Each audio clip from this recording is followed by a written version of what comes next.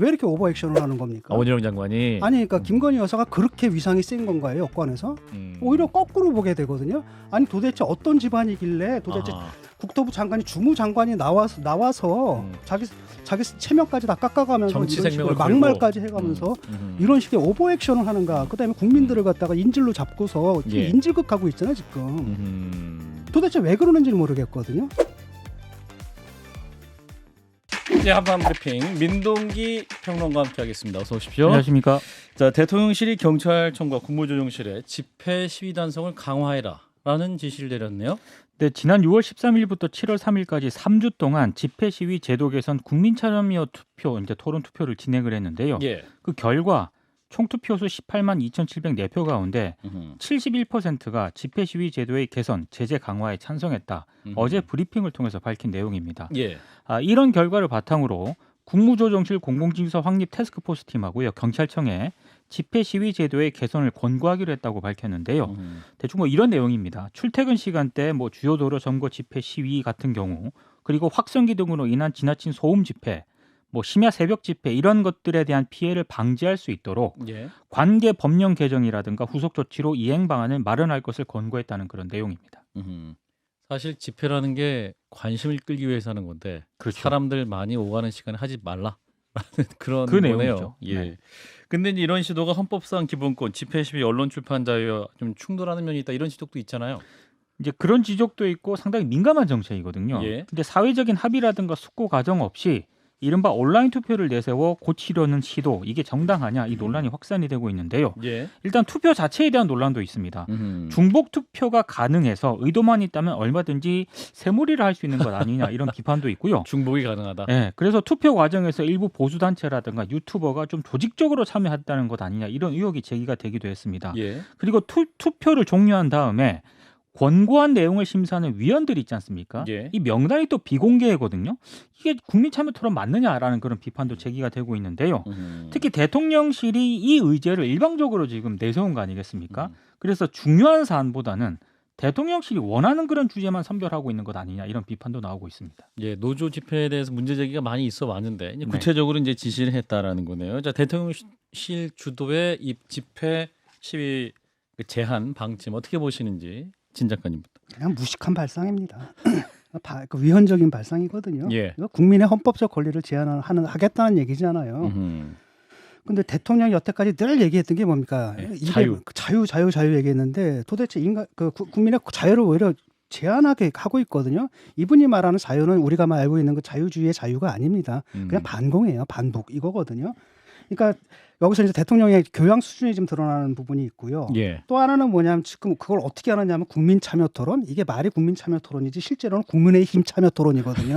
여기 참여하는 사람들은 다 그쪽 성향적으로 그쪽 예. 사람들이란 말이죠. 지들끼리 그냥 떠드는 거예요. 그러니까 메아리 효과죠. 지들끼리 떠들면 그게 여론으로 보이는 그런 효과인 거죠. 예. 그리고 또 하나는 뭐냐면 좀 가증스럽다는 면을 지적하고 싶은데, 사실상 우리가 불편하죠. 시위하고 집회하면은. 그렇죠. 불편한데 문제는 뭐냐면 우리가 상호 양해하는 거거든요. 언젠가는 지금은 내가 불편하지만 언젠가는 나도 시위할 때가 있어서 남들을 불편하게 할 수 있다. 그러네요. 바로 그런 상호 양해 때문이란 말이죠. 우리가 하루 이틀은 참을 수가 있거든요. 평산마 할 때는 어땠습니까? 대통령 문재인 대통령 그 앞에서 두 달인가 세 달 몇 달 동안 그래가지고 주민들이 노이로제 걸려가지고 정신병원에 갈 정도였잖아요. 그때 대통령한테 제가 뭐라 그랬습니까? 만류해야다. 만류 안 하고 국민의 자유인데 법적으로 보장돼 있는데 어떡할 거냐.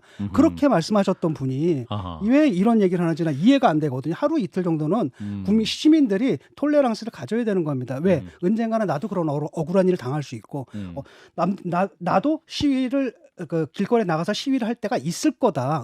언제인지는 모르지만 그런 가능성이 있기 때문에 내가 톨레란스를 가져주는 거잖아. 그런 상호 양해 인정. 위에 있는 거고 그게 우리의 헌법적 질서로 있는 건데 대통령이 무슨 권한으로 그걸 제한하겠다라는 건지 저는 한마디로 얘기하면 교양 부족이라고 봐요. 교양 부족이다. 큰 논란이 될 것이다라는 지적인데 이제 김 소장님 어떻게 들으셨어요? 제가 어떤 초법적인 권력을 가진 슈퍼히어로라고 한다면 대통령실의 유튜브부터 끊겠습니다.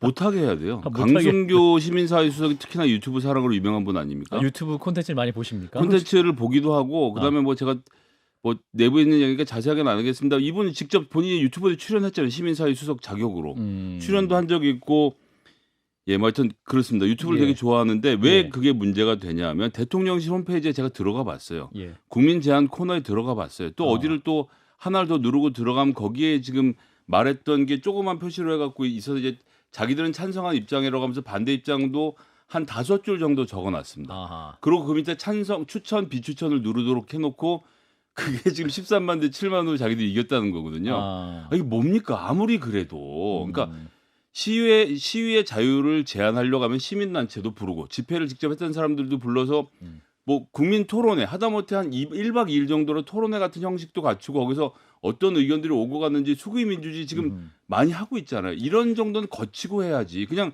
자 오늘부터 투표가 시작입니다. 우리 방송을 보시는 모든 분들 지금 이 사이트로 들어가서 눌러주세요.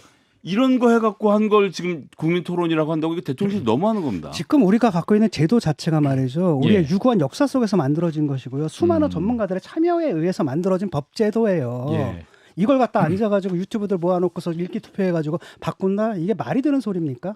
그래도 이제 대통령실 입장에서는 그렇게 집회 시위가 너무 자주 횡행할 경우에 불편을 느끼는 시민들의 입장을 고려해서 좀 제한을 일부 법을 지키는 수준에서 좀 보장해야 되는 거 아니냐라는 차원에서 얘기를 할 수 있지 아니, 않을까? 그러니까 시위가 예. 한계를 넘어서면 건 처벌하고 있어요. 지금 그런 처벌하는 법도 예, 예. 있고 예컨대 데시벨 규제하고 다 하지 않습니까? 예.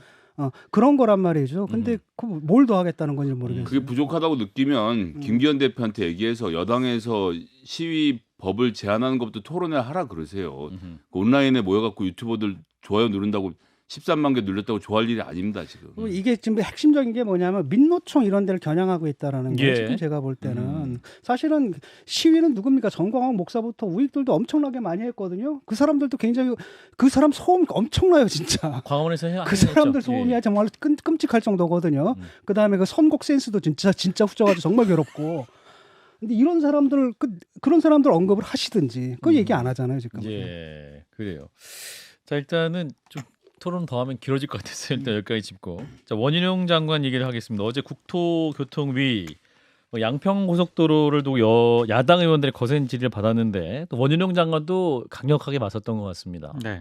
오늘 민주당이 국정조사 요구서를 제출을 했거든요. 예. 당론으로 일단 채택을 했습니다. 예. 국정조사 요구서 내용은 윤석열 대통령 처가 토지가 있는 양평군 강상면으로 종점이 변경된 경위 그리고 대통령 본인, 인수위 시절 관계자, 국토부 관계자 등의 개입 여부, 양평군 관계자의 위법 여부, 그리고 양평고속도로 타당성 조사, 전략 환경 영향 평가 절차에 대한 의혹 등이 국정조사를 통해 규명돼야 한다. 이런 내용을 담고 있습니다. 예. 국민의힘은 정치 공세라면서 반발하고 있는데요. 예. 전문가가 제안하고 양평 국민이 바라는 최적의 노선이 추진될 수 있도록 이제 국력을 모아야 한다는 그런 입장을 밝혔고 예.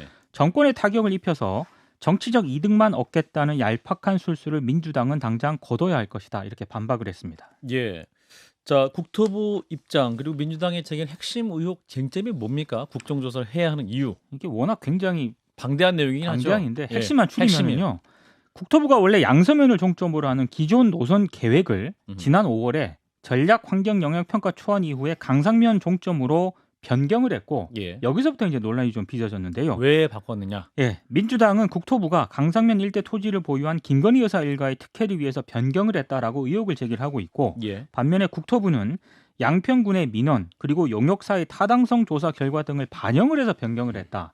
이제 이렇게 반박을 하고 있는 그런 상황인데요. 예. 여기에 원희룡 장관이 지난 6일 야당의 정치 공세를 이유로 추진 백지화를 발표를 했는데 예. 어제 국토위에서는 민주당이 만약에 정치 공세를 중단을 하면은 뭐 재개할 수도 있다 이런 발언을 또 하기도 했습니다. 그러니까 백조가 아니라 일단 멈춘 거다 이렇게 일단 중단이다라는 중단이라고 얘기를 했는데 원희룡 장관이 그래서 오늘은 또 현장을 찾아간 것 같아요. 그 경기도 양평군 양서면하고 강상면을 차례로 방문을 했고요. 유튜브로 사진 화면이 나가고 있습니다. 그렇습니다. 예. 그 전문가와 양평 주민들의 의견을 반영을 해서 고속도로를 최대한 빨리 놓겠다 이렇게 얘기를 했고요. 예. 그리고 양서면의 한 교회에서 주민들 한 30명과 만났거든요. 여기서 굉장히 또 특이한 발언을 했습니다. 원래 그 고속도로가 양평의 오랜 수건 싸움인데 예. 정치적인 싸움거리가 되고 특정인 게이트, 특정인 로드로 몰고 가는 오물이 고속도로가 가야 할 길에 잔뜩 쌓인 상황이 됐다. 우선 오물을 치워야 해서 불가피하게 중단하게 됐다. 이런 발언을 했습니다. 오물이라는 단어는 오늘 처음 말씀하신 거죠? 그 민주당이 이제 의혹 제기한 거 있지 않습니까? 예. 각종 의혹을 제기한 그 야당 책임이다. 이런 아. 취지의 발언으로 해석이 되고 있습니다. 예. 자, 일단은 국정조사 요구서를 민주당이 제출을 했네요. 그러면 관련 내용이 좀 해소되면서 재추진하는 방향으로 갈 수 있을까요, 진 작가님? 국토부에서 자꾸 해명을 하는데 예. 뭔가 거짓말도 하고 그다음에 빠뜨리기도 하고 예. 뭔가 감춘다는 인상을 주거든요. 투명하지 않다. 예, 투명하지 않기 때문에 국정조사로 가야 될 것 같고 예. 원희룡 장관 지금 지적을 하고 싶은데 오물을 치워해서 불가피하게 중단하게 됐다. 오물이다. 예. 그러니까 입에서 지금 쓰레기를 내뱉고 있거든요. 지금 장관 입에서 이게 할 수 있는 소리입니까? 예? 이게 전 이해가 안 되거든요.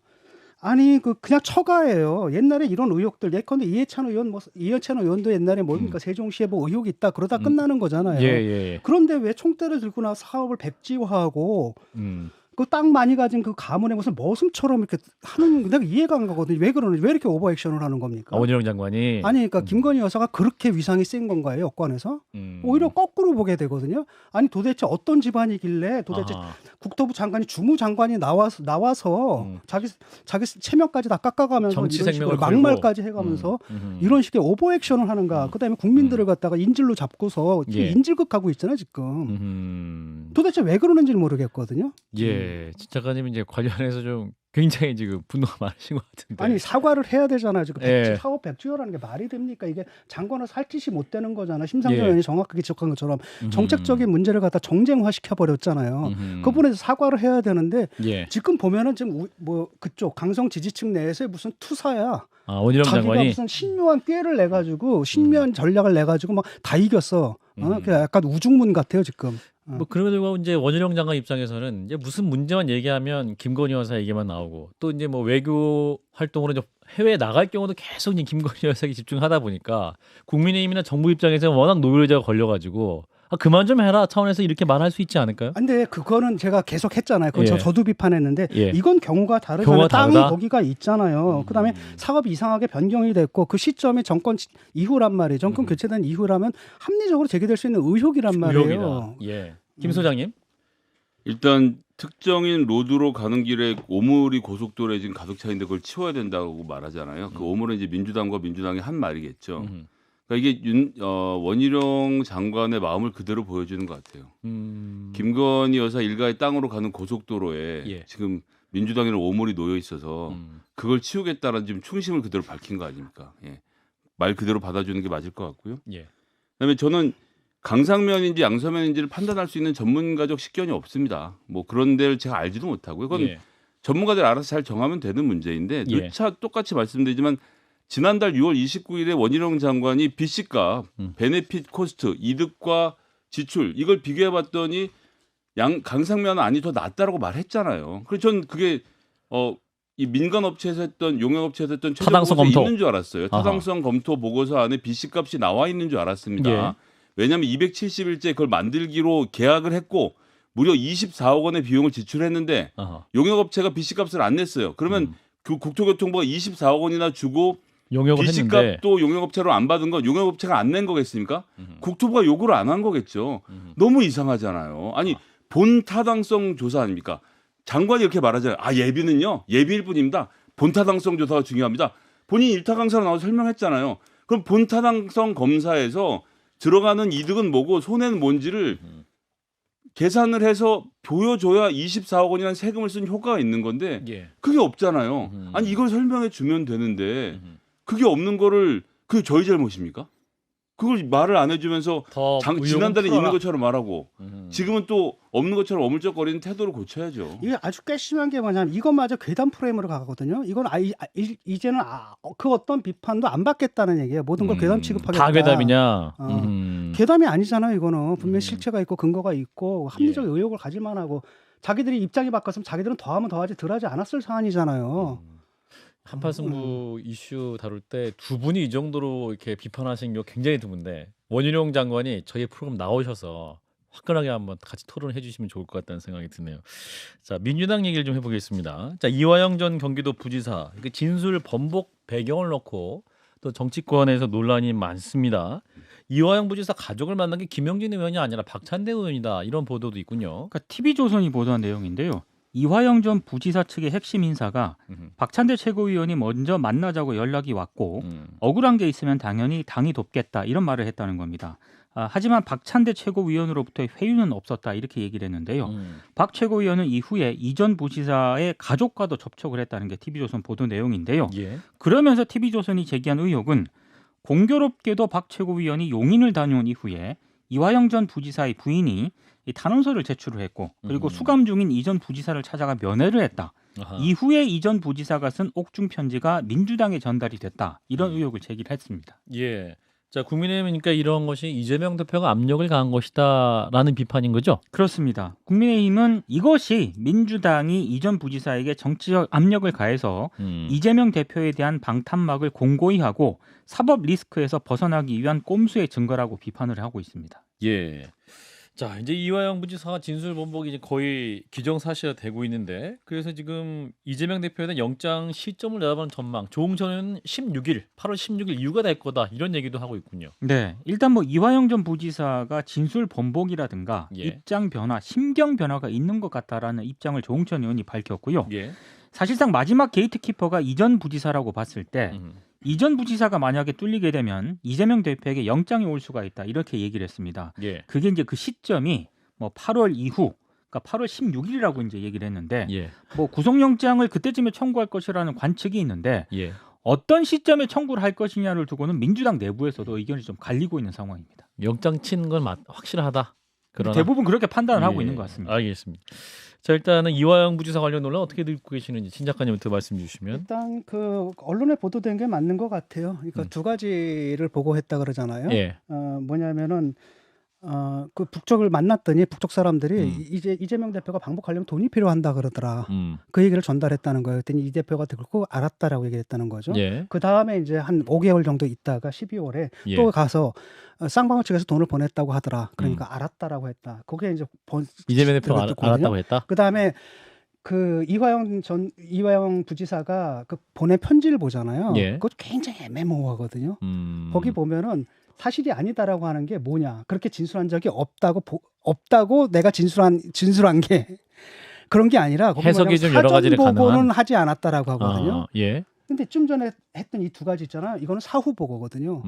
돈 달라고 합니다. 만났더니 그다음에 돈 줬답니다. 사후 보고 그러니까 그 말 자체가 사실은 그 검사를 했던 진술을 또 완벽하게 뒤집는 건 아니에요. 또 그러니까 아마도 민주당의 요구를 받고 예. 쉽게 말해 적당히 정치적으로 해석될 수 있는 그 정도의 저걸 편지를 썼다. 써준 거고 그렇기 때문에 법정에서 변호인단을 갖다 신뢰한다라고 신임한다라고 얘기를 했던 겁니다. 그래서 예. 부인하고 이제 트러블이 있었던 거고 결국은 형량 싸움을 가는 거거든요. 왜냐 증거가 다 나왔다는 겁니다. 지금 국정원 문건이죠. 이거 국가기관에서 제안한 문건인데 거기 보면 그 사실이 어디까지 가냐 돈을 보냈다는 사실이 김정은에게 보고됐다는 그런 내용까지 적혀 있거든요. 두 번째 돈을 준 당사자인 김성태 회장이 지금 자백을 한 상태고 예. 그런 가운데서 자기가 덤터기를 쓰게 되면 형량이 이게 10년에서 무기까지 가거든요. 주범이 되면은 그렇기 때문에 빠지면서 사실은 뭐가 되는 겁니까? 자기 형량 싸움을 하기 위해서 그렇게 아마 변호인단이 변호 전략을 짠 것 같고 그렇기 때문에 그 부인이 와가지고 그 변호인단을 해임하려고 했던 거죠. 뭐 정신 차려라 뭐 이런 얘기도 나오고. 자, 김 소장님 어떻게 보시는지. 뭐 심경과 관련된 이야기는 이건 뭐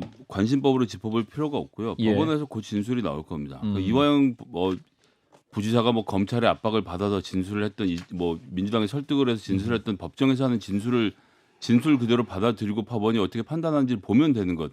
예. 우리가 법원을 중심으로 이 문제를 바라보는 좀 힘을 키워야 되겠다는 생각이 첫 번째 들고요.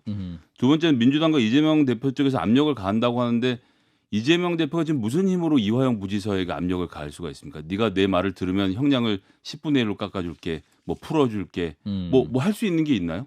지금 당장 이재명이라는 정치인이 이화영 지사에게 무슨 약속을 해줄 수 있나요? 혹시나 2027년에 내가 대선에 당선이 돼서 대통령이 되면 그때 가서 사면을 해줄게라는 얘기를 지금 가서 하는 얘기를 누가 믿겠습니까? 그렇기 때문에 이재명 대표가 압박을 가할 수 있는 수단이라는 게 현실적으로 존재하는가라는 문제를 짚어볼 수 있겠고요. 세 번째는 영장과 관련돼서는 쌍방울이 이재명 대표에게 바라는 게 있어서 제3자 뇌물죄가 성립합니다. 그러니까 북한에게 돈을 준 것이 제3자 뇌물죄가 성립하려면 이재명과 쌍방울 간에 직접적인 거래가 있어야 되는데 그 부분에 대해서 검찰이 지금까지 규명했느냐? 한 게 없습니다. 일단은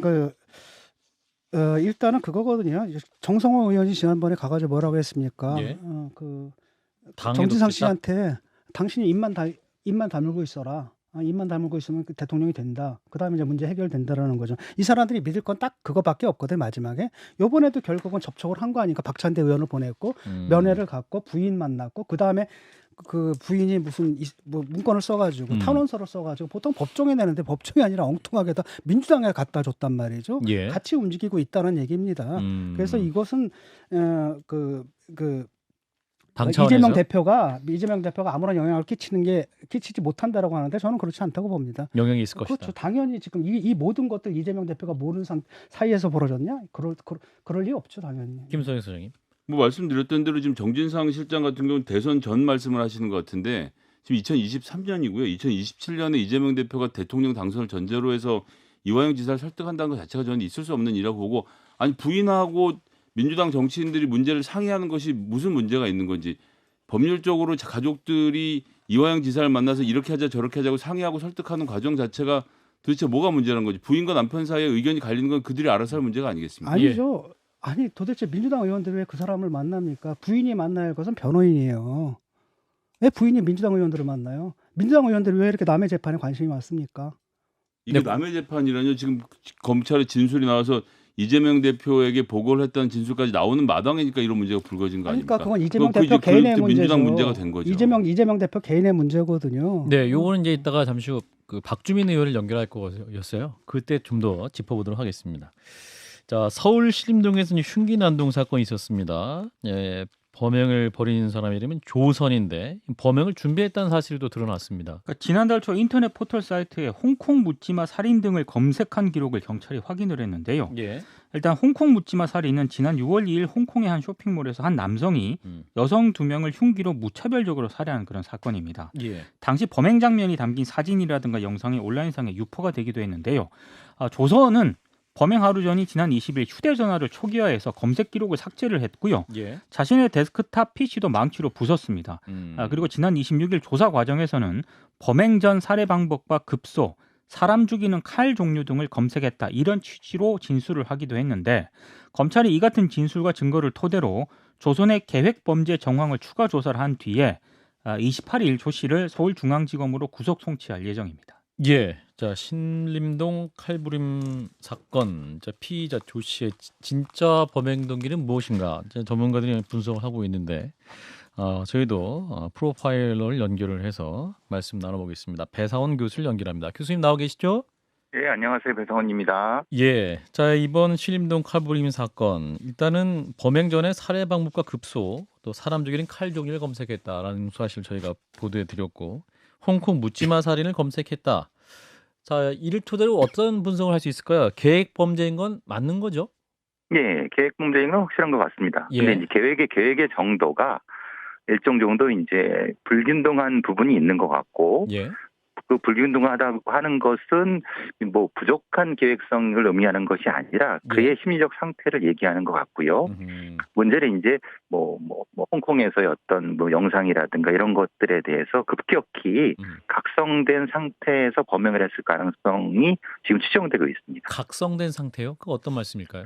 그러니까 이제 보통 이런 종류의 범죄자들은 살인의 장면이라든가 아니면 범행의 장면을 보면서 자신의 범죄 의도를 축적해서 그 업그레이드 시키는 그런 심리적 상태가 있거든요. 그거를 아마 각성된 상태였을 가능성이 있습니다. 그러니까 그런 사건을 보면서 자신도 그런 피의자와 일체화시켜서 본인도 이제 또 다른 범죄를 꿈꾸는 그런 상황을 말씀하시는 걸까요? 예, 그렇습니다. 이게 이제 직접적인 형태의 학습이 아니라 모방적 학습이 되는 거죠. 예. 지금 이제 경찰이 사이코패스 진단 검사도 한 상태인데 이제 검사를 거부했다고 하는군요. 근데 설득 끝에 이제 받게 됐다고 하는데 교수님 어떤 결과 나올 거로 보십니까? 사실은 좀 조심스러운 게 그것입니다. 왜냐하면 사이코패스의 여부가 형량에 영향을 줘서도 안 되고 또한 여러 가지 분석관들한테 영향을 줘서도 안 되는데 이게 이제 사이코패스 검사라고 하는 건 매우 예민한 검사이고 그 부분에 있어서 이제 좀 조심스럽게 접근해야 되는 부분이라서 아직까지 확신할 수는 없습니다만은 일정 정도 좀 광범위한 반사회성은 존재하는 것 같습니다. 근데 이제 본인이 이 검사가 뭔지를 알고 접근할 때는 그 정확도가 그렇게 떨어지거든요. 그래서 지금 점수만 가지고 일단 판단하는 건 좀 어려울 것 같고 그러니까 본인이 나 지금 사이코패스 검사를 받고 있다고 인지한 상태에서 검사를 하게 되면 그 검사의 신뢰성이 떨어진다.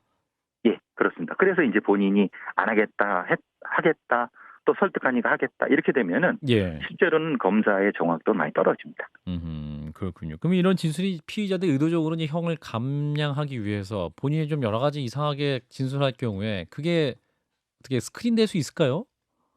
스크린 하려고 하는데요. 예. 우리의 그 어떤 수사사법 시스템은 조금 제한적인 부분이 많습니다. 제한적인. 왜냐하면 예. 심리 검사라든가 이런 것들을 법적으로 강제할 수가 없고요. 또한 이제 경찰 단계에서는 제한된 시간 내에 송치를 해야 되기 때문에 시간에 쫓기기도 하고요. 그런 여러 가지 제약 조건 때문에 심리 검사 자체에 대한 어떤 강제성이 사실 부족한 부분입니다. 그걸 또 범인들이 알고 있고요. 언론에 이제 공개된 사진 보면 범행 직후에 이제 경찰 체포 전까지 그 현장에 앉아갖고 기다리고 있으면서 얼굴에 미소까지 띄는 사진이 있더군요. 이런 거 어떻게 분석해야 됩니까, 교수님? 아무래도 이제 전체적으로 상황을 자기가 통제하고 있다라고 하는 그런 뭐 심리적인 상태, 그러니까 심리적 우위 상태를 얘기를 하고 예. 그런 부분에 있어서는 본인이 이제 일종의 과시하고 싶거나 아니면 자신을 표현하고 싶거나 그래서 이제 전체적으로 이 조선의 범죄는 표현형의 범죄가 아닐까 말하자면 과시욕 어떤 뭐 일정 정도 그것을 내세우고 싶은 그래서 완수했을 때 나타나는 어떤 만족감 그런 어떤 형태의 행동이 아닐까 싶습니다. 네, 진 교수님, 김 소장님. 그 오랫동안 나보다 신체적 경제적 조건이 나은 또래 남성에게 열등감을 느꼈다라고 말했거든요, 조선이. 이건 뭐 어떻게 해석해야 될까요? 글쎄 말이요. 그거를 이제 있는 그대로 해석해야 될 것인가라는 부분은 좀 해석의 여지가 있습니다. 왜냐하면은 본인이 신체적으로 열등하다라고 하면은 사실은 본인보다 아주 우월한 어떤 존재를 공격해야지 맞는데 실제로 이제 본인과 유사한 비슷한 사실 뭐 겉으로 보기에도 건실한 청년을 공격했거든요. 그래서 본인이 말하고자 하는 것과 행동에 그 일치가 안 되는 경우는 일종의 망상적인 상태가 있지 않았을까라는 추정을 해봅니다. 그러니까 본인이 그렇게 하고 싶지만은 현실은 접근하지 못할 때 가장 만만한 존재를 공격하는 이런 상태가 아니었을까 생각을 해봅니다. 이게 좀 조사를 받기 전에 조 씨가 했던 말들 보면 제 모든 게 예전부터 너무 안 좋은 상황에 있었던 것이 너무나 잘못한 일인 것 같다. 또 뭐 저는 그냥 쓸모없는 사람이다. 죄송하다. 이런 말들을 하는데 이게 진심으로 방성을 하는 걸까요? 아니면 어떤 그런 상태를 좀 과시한다 혹은 선처를 바란다 이런 뜻일까요?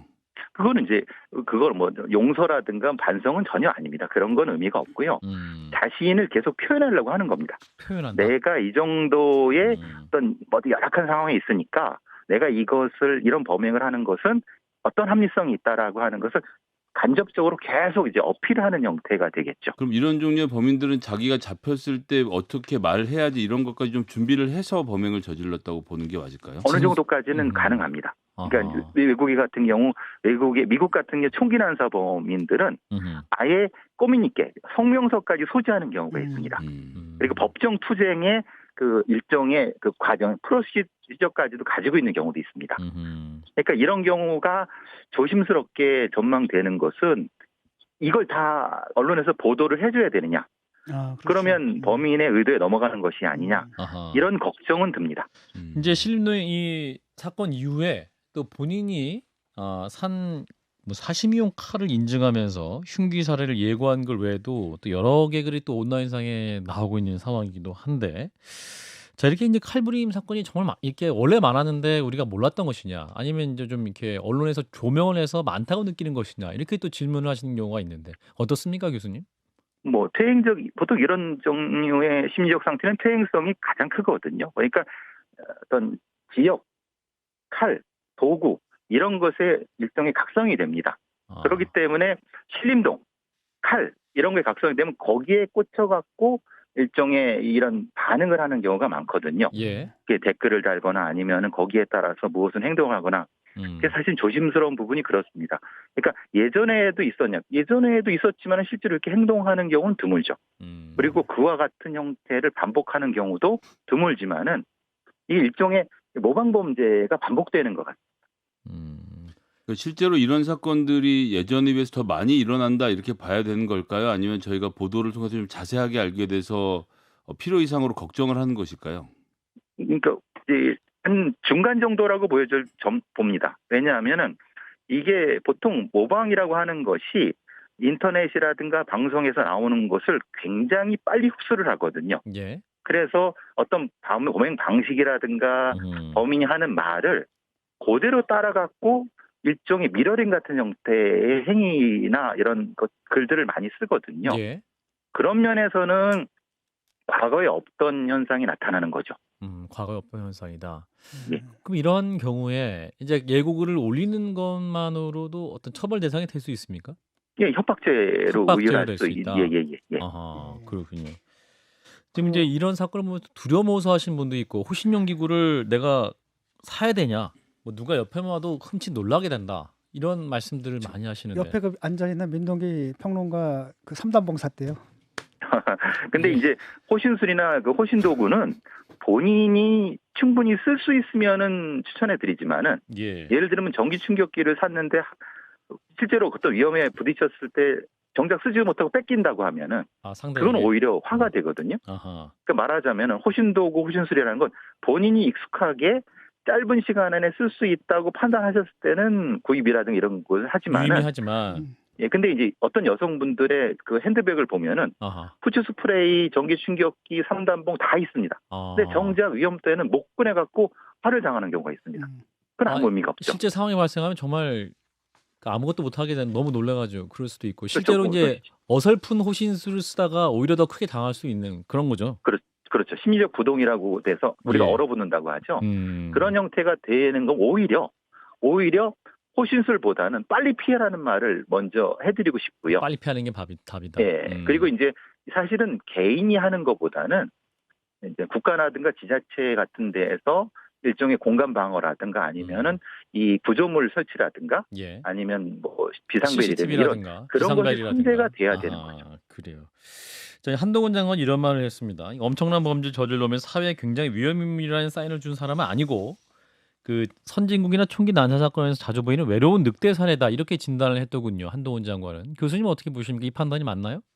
근데 저는 사실은 그런 거는 이제 장관의 위치로서는 좀 부적절하다는 판단을 하는데요. 왜냐하면 지금 수사 중이거든요. 수사 중이죠. 예, 수사 중인 때 이 사람이 어떤 사람이다, 어떤 성향을 가지고 있다라고 얘기를 하면은 수사진들이 압박을 받습니다. 일종의 가이드라인 될 수도 있기 때문에. 그렇죠. 왜냐하면 지금 프로파일러들이 분석을 하고 있는데 장관께서 그쪽도 상당히 힘 있는 장관께서 이 사람은 사이코패스요, 이 사람은 외로운 늑대라고 해버리면은 그렇게 결과가 안 나오면 어떻게 합니까? 장관과 이게 그래서 조금 그거는 조금 우리 장관님께서는 조금 약간 좀 자제를 해주셨으면 좋겠다라는 생각을 하고요. 물론 개인의 의견은 얘기할 수는 있습니다. 근데 그건 조금 제가 보기엔 좀 부적절한 발언이었다. 예, 알겠습니다. 교수님 말씀 여기까지 듣겠습니다. 고맙습니다. 감사합니다. 네, 우석대학교 경찰행정학과의 배상원 교수였습니다. 자, 민동기 평론가는 3단봉을 사셨다고 하는데 쓰지 않으시는 게 좋을 것 같습니다. 주문만 했고 아직 도착하지 않았습니다. 그러니까 취소하시고요. 달리기 운동을 하세요. 달리기 운동을. 이게 참 너무나 안타까운 사건이죠. 사실은 이 우리 사회가 이러한 범죄 때문에 많은 우려를 하고 있고 개인 호신에 관심을 갖게 됐다. 교수님 어떻게 보십니까?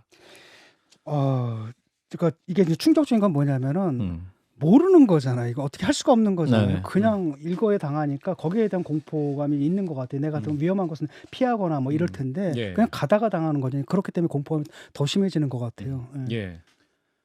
저는 조금 침착할 필요가 있다라고 생각하고요. 그러니까 확률적으로도 그렇고 이런 사건이 자주 일어나거나 우리 사회에 만연해 있는 상태, 뭐 미국의 지금 총기 난사 사건은 이제 좀 정도를 지나쳐서 1주, 2주에 한 번씩 벌어질 정도로 굉장히 사회 문제가 되어 있지만 우리 사회가 그런 정도로 저는 치안이 불안한 나라라고 보지는 않거든요. 전 세계적으로 봤을 때. 그래서 뉴스를 좀 저희가 조심은 해야 되겠지만 이것으로 위축될 필요까지는 없지 않느냐라는 의견을 좀 조심스럽게 말씀드려 봅니다.